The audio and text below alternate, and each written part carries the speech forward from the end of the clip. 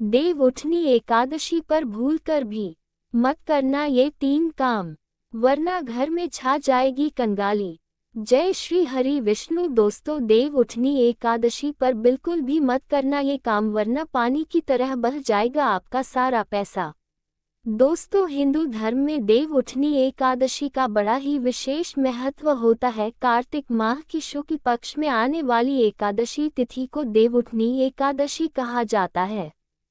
देव उठनी एकादशी को प्रबोधिनी एकादशी और देव उत्थान एकादशी के नाम से भी जाना जाता है। ये कार्तिक मास के शुक्ल पक्ष की एकादशी तिथि को मनाई जाती है। इस दिन भगवान विष्णु 4 माह के बाद योग निद्रा से जागते हैं।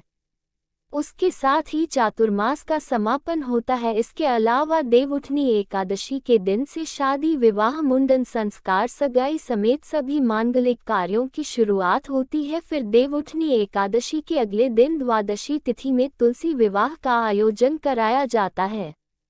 भगवान विष्णु के शालिग्राम अवतार से माता तुलसी का विवाह होता है, जिस दिन को तुलसी विवाह के नाम से जाना जाता है। धार्मिक मान्यताओं के अनुसार तुलसी विवाह के आयोजन से घर में सुख, समृद्धि और खुशहाली आती है।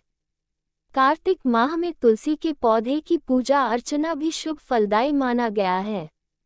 धार्मिक मान्यता है कि सभी एकादशों में सर्वश्रेष्ठ मानी जाने वाली इस देव उठनी एकादशी का व्रत करने वालों को स्वर्ग और वैकुंठ की प्राप्ति होती है।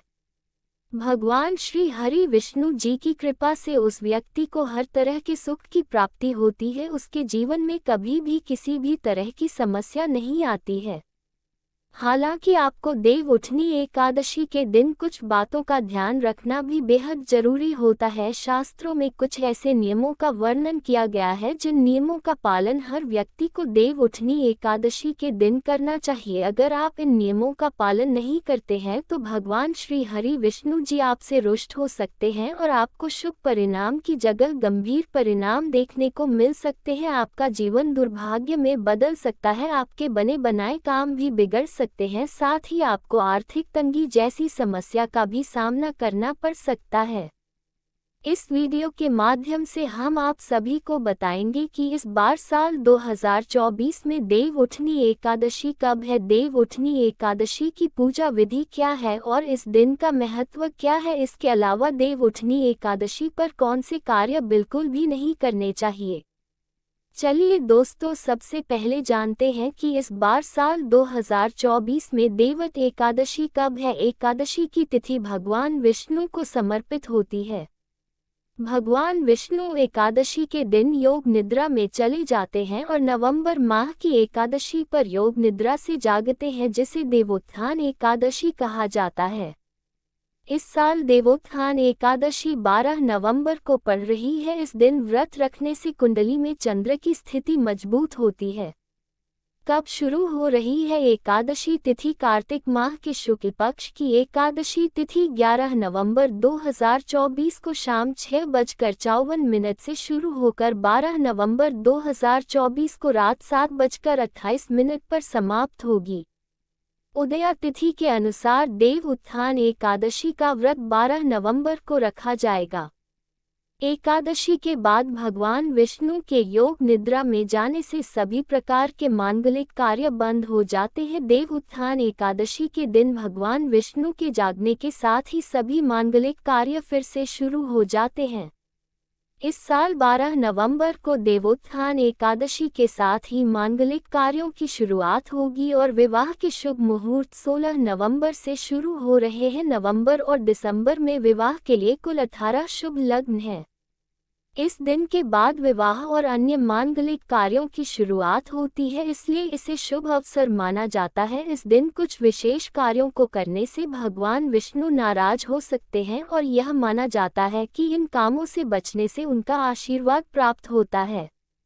चलिए अब जानते हैं देवउठनी एकादशी के महत्व के बारे में। पौराणिक मान्यताओं के अनुसार जिस मनोरथ का फल त्रिलोकों में न मिल सके वह देवउठनी एकादशी का व्रत करके प्राप्त किया जा सकता है। देवोत्थान एकादशी से पूर्णिमा तक भगवान शालिग्राम एवं तुलसी माता का विवाह उत्सव का पर्व मनाया जाता है। देव उठनी एकादशी पर जगत के पालनहार भगवान श्री हरि विष्णु जी की विशेष पूजा करके उन्हें नींद से जगाया जाता है। खास बात ये कि इसी दिन चातुर्मास व्रत भी समाप्त हो जाता है। मान्यता है कि कार्तिक मास में श्री हरि जल में निवास करते हैं, ऐसे में इस दौरान गंगा स्नान पूजा में प्रयोग और उसका सेवन करना अत्यंत ही शुभ माना गया है। देव उठनी एकादशी के साथ सभी शुभ कार्यों की शुरुआत हो जाती है। इस दिन शालिग्राम के साथ माता तुलसी का विवाह होता है और इस दिन तुलसी पूजा का विशेष महत्व होता है। इस दिन तुलसी और शालिग्राम की पूजा करने से पितृदोष का शमन होता है। देव उठनी एकादशी व्रत करने से व्यक्ति की कुंडली में चंद्रमा की स्थिति मजबूत होती है। तो दोस्तों, ये था देव उठनी एकादशी का महत्व। आइए अब जानते हैं देव उठनी एकादशी पर कौन से कार्य बिल्कुल भी नहीं करने चाहिए। नंबर 1, तुलसी का पौधा। शास्त्रों में बताया गया है कि किसी भी एकादशी पर तुलसी के पत्ते नहीं तोड़ने चाहिए और न ही तुलसी को किसी भी प्रकार का नुकसान नहीं पहुंचना चाहिए। लेकिन आपको देवत 11 पर इस बात का विशेष ध्यान रखना चाहिए कि तुलसी के पौधे को किसी भी प्रकार का नुकसान न पहुंचाएं और न ही तुलसी के पत्ते तोड़े। ऐसा इसलिए क्योंकि इस दिन भगवान शालिग्राम का विवाह माता तुलसी से विधि विधान से किया जाता है। इस नियम का पालन न करने से भगवान विष्णु क्रोधित हो जाते हैं, जिससे साधक को शुभ परिणाम की जगह अशुभ परिणाम देखने को मिलते हैं। नंबर 2, झाड़ू न लगाएं।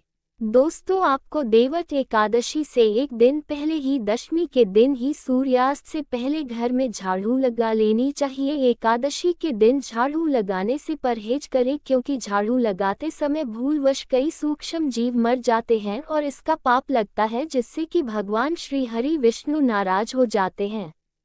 नंबर 3, चने की दाल। दोस्तों, देव उठनी एकादशी तिथि के दिन कुछ चीजें ऐसी हैं जिनको खाने से बचना चाहिए, जैसे मसूर दाल, चना दाल, उड़द दाल, गोभी, गाजर, शलगम, पालक का साग आदि का सेवन नहीं करना चाहिए। साथ ही इस दिन शारीरिक व मानसिक तौर पर किए जाने वाले बुरे कार्यों को भी करने से बचना चाहिए, क्योंकि शास्त्रों में देव उठनी एकादशी को मोक्षदायिनी तिथि भी कहा गया है। इसलिए देवनी एकादशी तिथि के दिन इन चीजों का सेवन बिल्कुल भी नहीं करना चाहिए, वरना आपका जीवन दुर्भाग्य में बदल सकता है।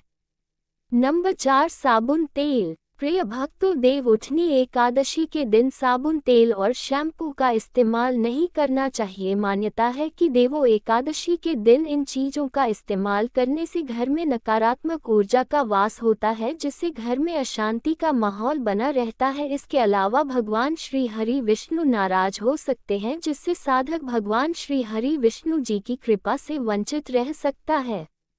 नंबर 5, ब्रह्मचर्य। प्रिय भक्तों, अगर आप देवो एकादशी का व्रत कर रहे हैं तो आपको इस पवित्र दिन पर ब्रह्मचर्य का पालन जरूर करना चाहिए। अगर आप व्रत नहीं भी रखते हैं, बस पूजा अर्चना करते हैं, तब भी शरीर और तन मन में शुद्धता बनाए रखनी चाहिए। साथ ही इस दिन किसी से भी लड़ाई झगड़ा वाद विवाद नहीं करना चाहिए, नहीं तो आपको शुभ परिणाम की जगह अशुभ परिणाम देखने को मिल सकते हैं और आपसे भगवान श्री हरि विष्णु जी भी नाराज हो सकते हैं, जिससे आपका जीवन दुर्भाग्य में बदल सकता है।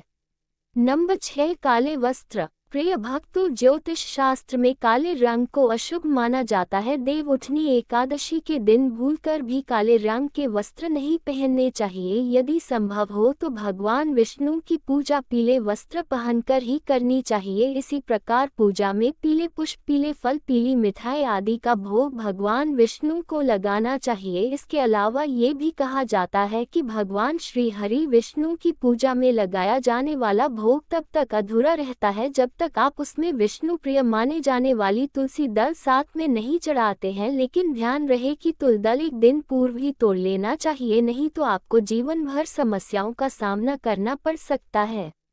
नंबर 7, जुआ। देव उठनी एकादशी व्रत के दिन भूलकर भी जुआ नहीं खेलना चाहिए। धार्मिक मान्यताओं के अनुसार ऐसा करने से व्यक्ति के वंश का नाश होता है और घर में अलक्ष्मी का वास हो जाता है, क्योंकि देव उठनी एकादशी के दिन भगवान श्री हरि विष्णु योग निद्रा से उठते हैं और ये देखते हैं कि कौन व्यक्ति क्या कर रहा है। इसके अलावा देव उठनी एकादशी के दिन भूलकर भी चोरी नहीं करनी चाहिए। कहा जाता है कि इस दिन चोरी करने से 7 पीढ़ियों को उसका पाप लगता है, साथ ही वंश का नाश हो जाता है।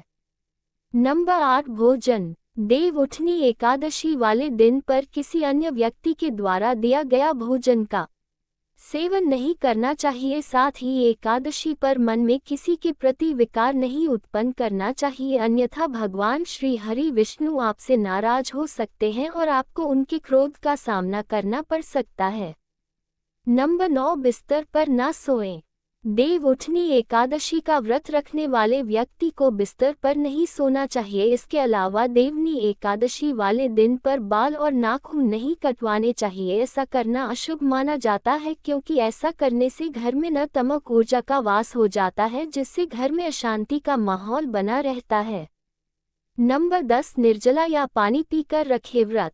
देवोत्थान एकादशी व्रत के दौरान निर्जला या सिर्फ पानी पीकर ही व्रत रखना चाहिए। अगर आप बीमार, उम्रदराज, गर्भवती महिलाएं इस व्रत के दौरान फलाहार भी कर सकती हैं। इस दिन भगवान विष्णु की उपासना की जानी चाहिए। अगर आप विधि विधान से और श्रद्धा पूर्वक भगवान श्री हरि विष्णु जी की पूजा अर्चना करते हैं तो आपको शुभ परिणाम देखने को मिलते हैं। नंबर 11 तामसिक भोजन। दोस्तों, देव उठनी एकादशी तिथि के दिन तामसिक भोजन व चावल खाने से बचना चाहिए। साथ ही इस दिन मदिरा मांस का सेवन निषेध है। ये भी माना जाता है कि इस दिन चावल का सेवन करने से व्यक्ति रंगने वाले जीव की योनि में जन्म लेता है। नंबर 12 वाद विवाद। देव उठनी 11 के दिन व्यक्ति और खासकर व्रत रख रहे लोगों को किसी भी प्रकार के वाद विवाद से बचना चाहिए। इसके साथ उन्हें किसी भी प्रकार के गलत शब्द का प्रयोग नहीं करना चाहिए। इस दिन हर समय भगवान के नाम का स्मरण करना चाहिए। ऐसा कर से आपको भगवान श्री हरि विष्णु जी की असीम कृपा प्राप्त होगी, जिससे कि आपको जीवन में शुभ परिणाम देखने को मिलेंगे। नंबर 13 दिन में ना सोएं। देव उठनी एकादशी के दिन भगवान विष्णु योग निद्रा से जागते हैं और इसी के साथ सारे शुभ कार्य शुरू होते हैं। ऐसा कहा जाता है कि देवट एकादशी पर दोपहर में नहीं सोना चाहिए। धार्मिक ग्रंथों में कहा गया है कि इस दिन भगवान विष्णु की भक्ति में लीन रहना चाहिए। इसके अलावा इस दिन अगर आप बूढ़े बुजुर्गों की सहायता करते हैं तो ऐसा करने से भगवान विष्णु और माता लक्ष्मी प्रसन्न होते हैं। इसलिए बुजुर्गों का अपमान ना करें और उन्हें दूध का नहीं। नंबर 14 लहसुन प्याज। देव उठनी एकादशी के दिन लहसुन और प्याज के सेवन से भी बचना चाहिए, क्योंकि ये दोनों तामसिक भोजन में आते हैं। यदि आपने व्रत नहीं भी रखा है तो कोशिश करें कि सात्विक भोजन ही करें। ऐसा माना जाता है कि लहसुन प्याज की उत्पत्ति राहु केतु से हुई थी। तो दोस्तों, ये थे वे कार्य जो भूलकर भी देव उठनी एकादशी पर नहीं करने चाहिए।